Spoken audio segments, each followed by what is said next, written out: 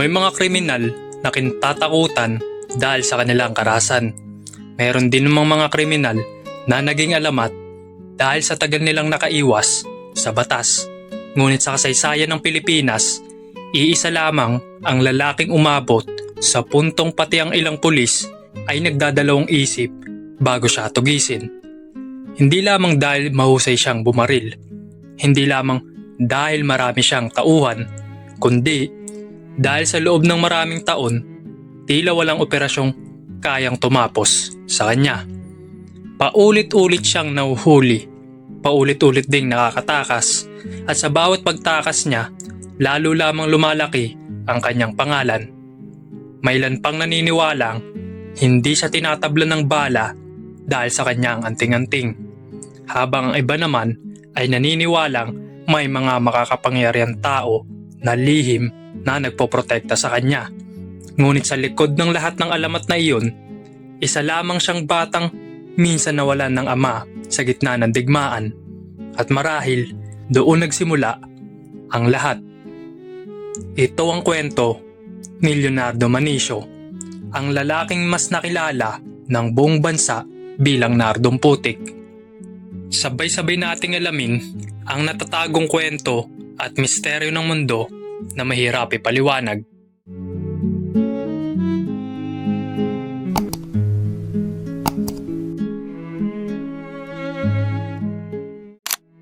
Bago naging simbolo ng takot ang pangalan ni Nardong Putik, isa muna siyang batang lumaki sa Cavite.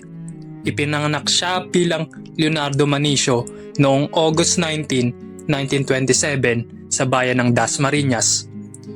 Noong mga panahong iyon, tahimik pa ang kanilang pamumuhay. Simple ang kanilang pamilya, at tulad ng karamihan sa mga Pilipino noong dekada 30, wala silang marangyang buhay. Ngunit hindi nagtagal, dumating ang ikalawang digmaang pandaigdig. Noong 1944, sinakop ng mga Hapones ang malaking bahagi ng bansa. Kasabay ng kaguluhan ay dumami rin ang mga nakawan, pagnanakaw ng hayop, at iba't ibang uri ng karahasan sa probinsya. Isang gabi, habang natutulog ang pamilya Manicio, may mga armadong magnanakaw na pumasok sa kanilang bakuran upang tangayin ang kanilang mga alagang hayop. Nagising ang ama ni Nardo dahil sa ingay. Agad niya itong inarap, ngunit nauwi ang komprontasyon sa isang madugong engkwentro. Sa harap mismo ng kanyang pamilya, napatay ang kanyang ama. Para sa isang batang wala pang 20 taong gulang, hindi lamang ito pagkawala ng isang magulang. Ito ang pagkawala ng taong nagsisilbing gabay at sandigan ng kanyang pamilya. At ayon sa ilang salaysay, malaki ang naging epekto ng pangyayaring ito sa kanyang pagkatao, dahil mula sa gabing iyon, unti-unting nagbago ang batang si Leonardo. Hindi man agad, ngunit nagsimula ng mabuo ang galit na kalaunan ay magdadala sa kanya sa mundong hindi na niya mababalikan. Sa kabila na nangyari sa kanyang pamilya, hindi agad pinili ni Nardo ang buhay ng kriminal. Sa katunayan, isa sa mga unang naging trabaho nito ay ang pagpasok niya sa pagiging pulis. Noong mga unang taon niya sa kanyang serbisyo, wala pang nakakakilala sa pangalang Nardong Putik. Isa lamang siyang ordinaryong miyembro ng kapulisan. May uniforme, may tungkulin, at may responsibilidad na panatilihin ang kaayusan sa kanyang nasasakupan. Kung iisipin, napakalayo nito sa imahe ng kriminal na makikilala natin kalaunan. Ngunit minsan, ang pinakamalalaking pagbabago sa buhay ng isang tao ay hindi nangyayari sa isang iglap. Unti-unti itong nabubuo. Isang maling desisyon, isang maling kasama, isang maling hanggang sa dumating ang puntong hindi mo na namamalayang ibang tao ka na pala.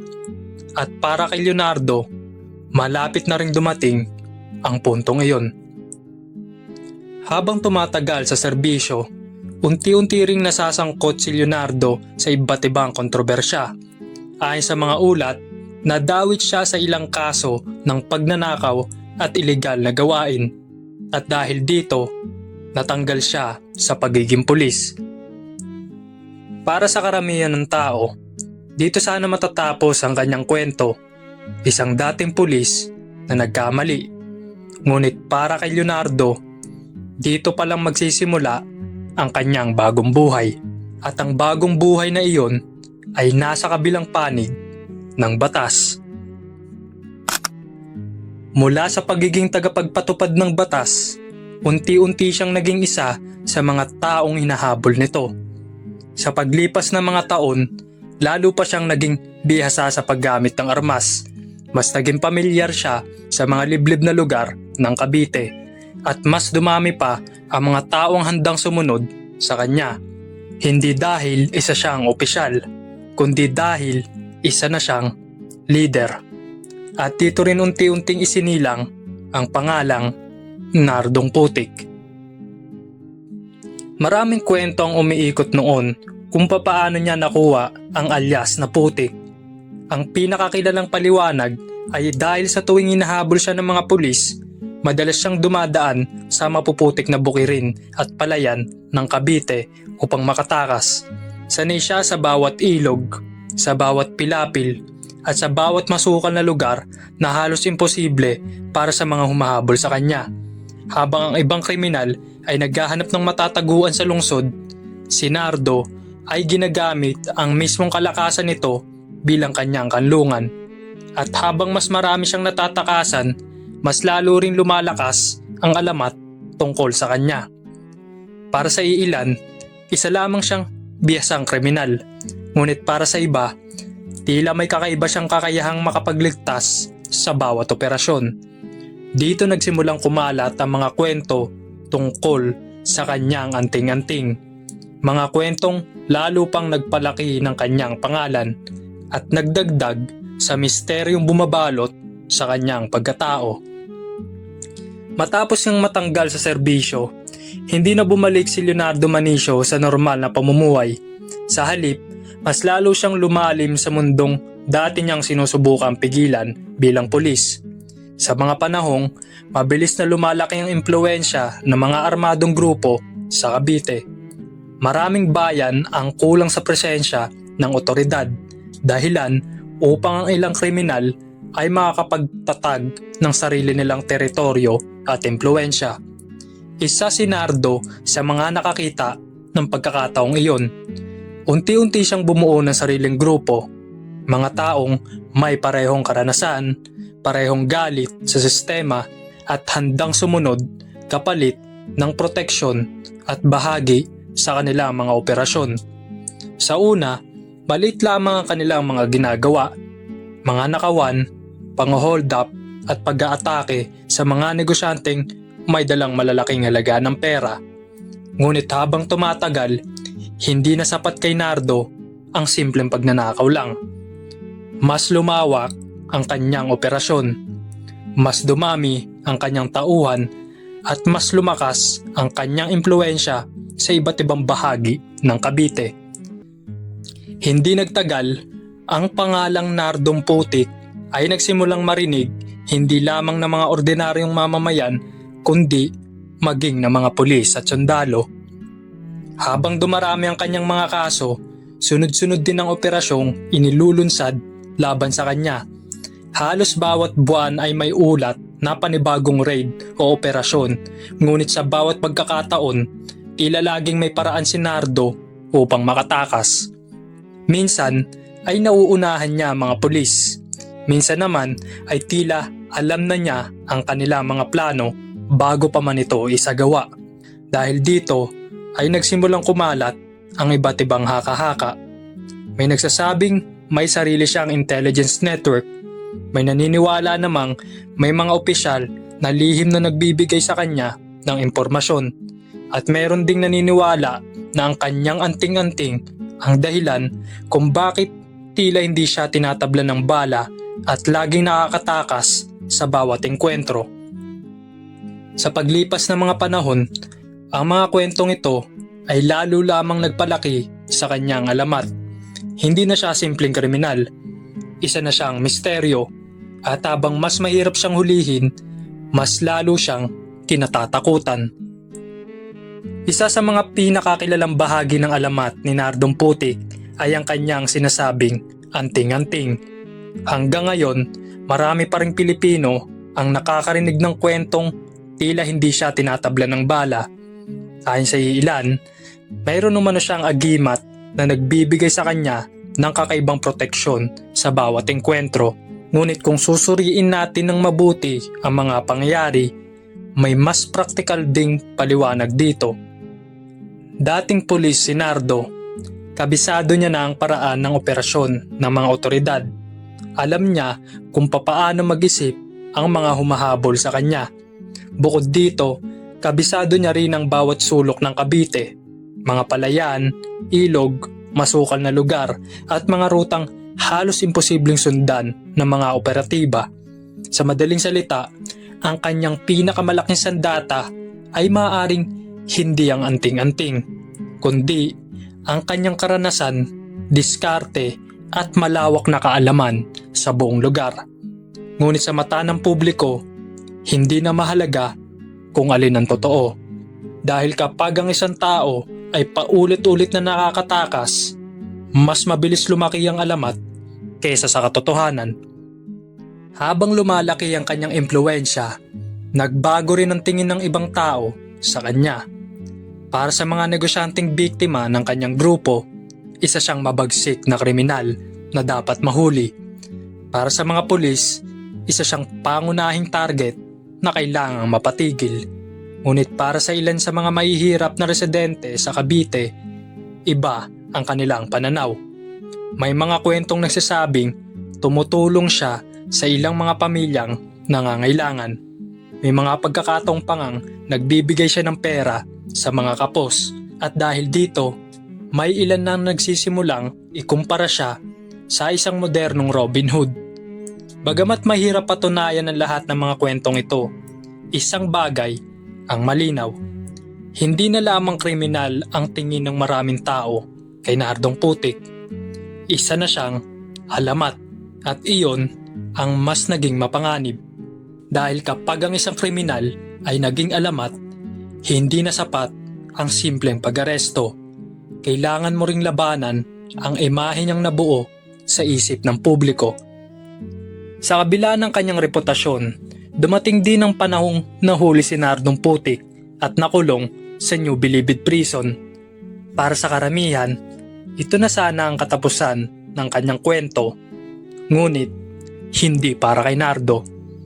Ayon sa mga ulat, muli siyang nakatakas mula sa kulungan, isang pangyayaring lalo pang nagpalakas sa kanyang pangalan. Kung dati ay kilala lamang siya sa buong Cavite, ngayon nagsimula na rin siyang makilala sa iba't ibang bahagi ng bansa. Sa bawat pagtakas, mas lumalalim ang paniniwala ng iilan na hindi na siya kayang pigilan ng batas. At sa bawat kabiguang hulihin siya, mas tumindi ang pressure sa mga otoridad dahil malinaw na ang kanilang kalaban ay hindi lamang isang ordinaryong kriminal. Isa na siyang pambansang simbolo ng pagiging mailap sa batas. Habang patuloy na lumalaki ang pangalan ni Nardong Putik, unti-unti rin nagbago ang paraan ng kanyang pamumuno. Hindi na lamang siya isang armadong kriminal na nagtatago sa kabundukan o palipat-lipat ng lugar. Sa ilang bahagi ng Cavite, nagsimula siyang magpatupad ng sarili niyang sistema. Isang sistemang para sa iilan ay nagbibigay ng kaayusan, ngunit para sa iba ay malinaw na anyo ng pananakot. Isa sa mga pangunahing pinagkukunan ng kapangyarihan ng kanyang grupo ay ang tinatawag na protection money. Ang mga negosyante at maging ang ilang maliliit na tindahan ay inihingan niya ng bayad kapalit ng seguridad. Kapag pumayag sila, walang manggugulo sa kanilang negosyo. Ngunit kapag tumanggi naman sila, maaari silang makaranas ng pagbabanta, pananabotahe o pagkasira ng kanilang ari-arian. Sa unang tingin, tila isa lamang itong organisadong pangingikil. Ngunit sa kabilang banda, may isa pang katotohanang mas komplikado. Isa sa pinakamahirap unawain sa kwento ni Nardong Putik ay kung bakit sa kabila ng daming kasong naiugnay sa kanya, marami pa rin tao ang handang magtanggol at sumuporta sa kanya. Ang sagot ay hindi kasing simple nang mabait siya. Sa mga panahong iyon, maraming liblib na lugar sa Cavite ang bihirang maramdaman ang presensya ng pamahalaan. Mabagal ang pagresponde ng mga otoridad at madalas ay walang sapat na proteksyon ang mga ordinaryong mamamayan laban sa mga tulisan at armadong grupo. Dito nakita ni Nardo ang pagkakataon. Ayon sa ilang salaysay, ipinagbabawal ng kanyang grupo ang pang-hold up at pagnanakaw sa mga lugar na nasa ilalim ng kanyang impluwensya. Ang mga magnanakaw at bandido na gumagawa ng krimen ng walang pahintulot ay sila mismo ang kanyang pinatatamaan. Nagbigay rin umano siya ng tulong sa ilang magsasaka, tenant at maliliit na negosyanteng lumalapit sa kanya. Dahil dito, nabuo ang isang kakaibang sitwasyon. Habang ang gobyerno ay tinuturing siyang kriminal, may ilang residente naman ang nakikita sa kanya bilang tagapagtanggol. Hindi ito nangangahulugang naging bayani siya. Ipinapakita lamang nito kung gaano kakomplikado ang lipunang kanyang kinagagalawan. Kapag hindi kayang punan ng estado ang pangangailangan ng mga tao, minsan may ibang taong pumupuno sa puwang na iyon kahit sila mismo ay lumalabag sa batas. Habang lumalawak ang kanyang impluwensya, mas dumarami rin ang kanyang mga tauhan. Ang tatlong bayan, Dasmariñas, Imus at General Trias, ito ang naging sentro ng kanyang operasyon. Sa bawat paglipas ng taon, mas lalo siyang naging mailap sa mga otoridad at mas lalo ring lumalim ang takot ng mga pulis sa bawat operasyong inilulunsad laban sa kanya. Hindi lamang dahil armado siya, kundi dahil alam nilang bihirang mabigo si Nardo sa pagtakas. May mga operasyong ilan linggong pinaghahandaan, may mga impormasyong lihim na kinokolekta, ngunit pagdating sa mismong araw ng operasyon, tila lagi siyang nauunahan. Unti-unting nabuo ang paniniwala na may taong nagbibigay sa kanya ng impormasyon mula sa loob mismo ng sistema. Hindi man ito napatunayan sa lahat ng pagkakataon, sapat na ang ganito mga usap-usapan upang mas lalo pang lumaki ang kanyang alamat dahil para sa publiko, hindi na siya simpleng kriminal. Isa na siyang taong tila laging isang hakbang sa unang batas. Noong 1958, nakatanggap ng impormasyon ng mga otoridad tungkol sa pinagtataguan ni Nardo sa isang gilingan sa Imus. Agad sila ang naglatag ng operasyon at tinarangan ang mga rutang maaari niyang daanan. Nang magkaharapang dalawang panig, mabilis na sumiklab ang putukan. Sa dami ng armadong pulis na nakapalibot dito, marami ang naniniwalang wala ng pag-asang makatakas pa siya. Ngunit matapos ang engkwentro, isang bagay ang agad na napansin ng operatiba. Sa kabila ng sunod-sunod na putok ng baril, halos wala siyang malubang galos o sugat. Muli na namang nabuhay ang usap-usapan tungkol sa kanyang anting-anting. Ngunit sa pagkakataong ito, hindi na siya nakaligtas sa pag-aresto. Dahil sa patong-patong na kasong isinampa laban sa kanya, hinatulan siya ng napakahabang pagkakabilanggo na humigit kumulang 189 years. Para sa gobyerno, ito na sana ang katapusan, ngunit para kay Nardong Putik, isa lamang itong panibagong kabanata. Pagdating sa New Bilibid Prison, inaasahan ng marami na mawawala na ang impluwensya ni Nardo. Ngunit kabaligtaran ang nangyari. Dahil sa laki ng kanyang pangalan sa labas, mabilis din siyang nakakuha ng respeto sa loob ng kulungan. Unti-unti siyang tinatawag ng mga ilang preso bilang mayor, isang bansag na hindi opisyal, ngunit sumisimbolo sa kanyang impluwensya sa loob ng piitan. Ipinapakita nito ang isang mahalagang katotohanan. Hindi lahat ng kapangyarihan ay nanggagaling sa posisyon. At habang iniisip ng publiko na tuluyang nang natapos ang alamat ni Nardong Putik, may isang pangyayaring muli na namang magugulat ang buong bansa. Dahil sa kabila ng sentensyang halos katumbas na ng habang buhay na pagkakakulong, makakalaya na naman siya. At sa pagbabalik na iyon, ang magdadala sa kanya sa huling kabanata ng kanyang buhay.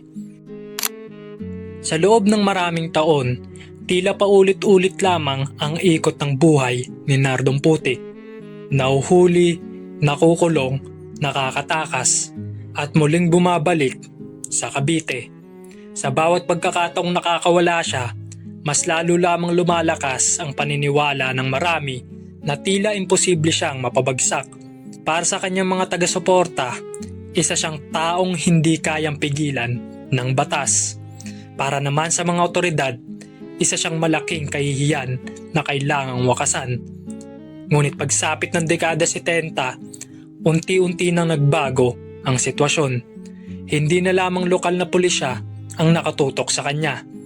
Mas lumawak na ang operasyon, mas organisado, mas sistematiko at mas determinado. Sa pagkakataong ito, hindi na sila papayag na muli siyang mga takas. Noong 1971, nakatanggap ng impormasyon ang mga otoridad tungkol sa isang marijuana plantation sa Imus na pinaniniwalaang nasa ilalim ng proteksyon ng grupo ni Nardong Putik.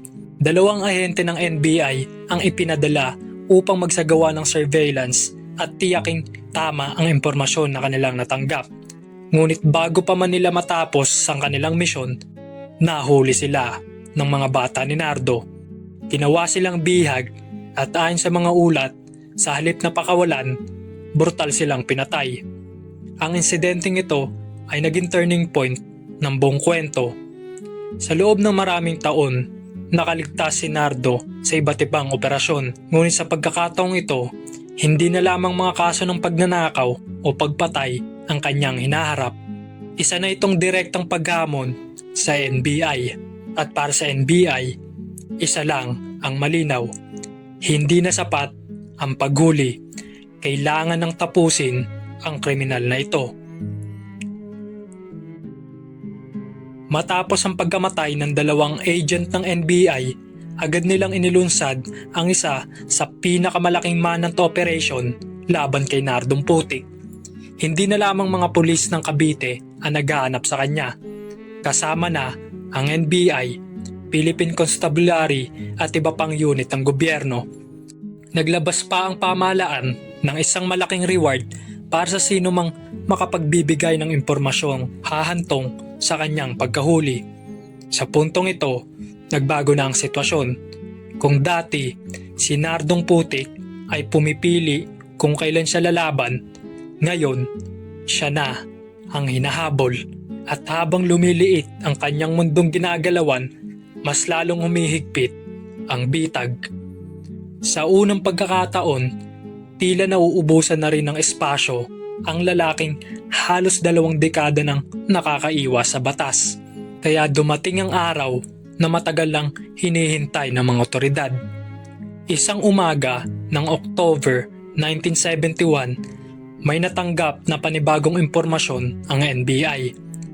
Namataan si Nardong Putik na bumabiyahe sakay ng kanyang pulang Chevrolet Impala sa Cavite. Hindi na nila pinalampas pa ang pagkakataon.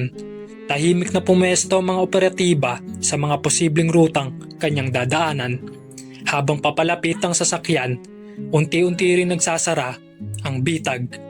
Wala nang ligtas na dadaanan palabas. Wala nang pamilyar na palayan na maaaring pagtaguan. Wala nang sapat na oras upang makatakas pa. Nang makumpirma ng mga operatiba ang kanyang pagkakakilanlan, agad nilang sinubukang harangin ang sasakyan. Ngunit tulad ng inaasahan, hindi sumuko si Nardong Putik. Ayon sa mga ulat, siya ang unang nagpaputok habang sinusubukang makaalis sa checkpoint. Sa loob lamang ng ilang segundo, sumabog ang putukan. Sunod-sunod na bala ang tumama sa kanyang sasakyan.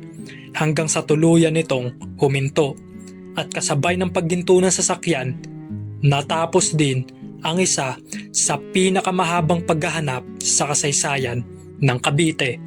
Patay si Nardong Putik. Mabilis na kumalat ang balita. Sa loob lamang ng ilang oras, headline na ito ng mga pahayagan. Para sa mga otoridad, isa itong malaking tagumpay. Natapos na rin sa wakas ang paghahari ng taong matagal nilang hinahabol.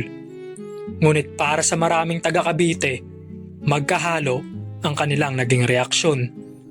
May mga natuwa, may mga nagdalamhati, at mayroon din namang nanatiling tahimik. Dahil para sa kanila, hindi lamang isang kriminal ang namatay, natapos din ang isang bahagi ng kasaysayan ng kanilang probinsya. At kahit wala na si Nardong Putik, patuloy pa rin inuusisa ng mga investigador ang mga umano'y koneksyon niya sa ilang makakapangyarihang personalidad sa politika. Marami sa mga alegasyong ito ay nananatiling kontrobersyal at mariing itinatanggi ng mga taong nadawit. Ngunit ipinapakita nito na ang kwento ni Nardong Putik ay hindi lamang tungkol sa isang tao. Ito rin ay kwento ng kapangyarihan, impluwensya at sistemang minsan nagbigay sa kanya ng pagkakataong manatiling malaya sa loob ng maraming taon. Hanggang ngayon, kapag nababanggit ang pangalan ni Nardong Putik, marami pa rin ang unang naaalala ang kanyang anting-anting, ang kwintas na sinasabing nagliligtas sa kanya sa bala at agimat na umano'y dahilan kung bakit paulit-ulit siyang nakakatakas. Ngunit kung babalikan natin ang buong kwento, marahil hindi yon ang tunay na sandata. Mas malaking dahilan ang kanyang karanasan bilang dating pulis, ang kanyang malawak na koneksyon, ang kanyang impluwensya sa politika, at ang lipunang nagbigay ng puwang upang lumaki ang kanyang kapangyarihan. Dahil ang mga alamat ay hindi basta na lamang nabubuo. May mga pangyayaring umuhubog sa kanila. May mga taong tumutulong sa kanilang umangat. At may mga sistemang minsan ay hindi sapat ang lakas upang pigilan sila. Ngunit sa huli, anumang uri ng kapangyarihan ang meron ka, anumang impluwensya ang hawak mo, darating ang araw na haharap ka rin sa bunga ng mga desisyong ginawa mo. Hindi dahil mahina ang alamat, kundi dahil walang alamat ang kayang takasan ang katotohanan magpakailanman. Ito si Crispin at ito ang kwento ni Nardong Putik, ang dating pulis na naging pinakahinahanap na kriminal sa Cavite at isa sa mga pangalang hanggang ngayon ay nananatiling bahagi ng madilim na kasaysayan ng Pilipinas.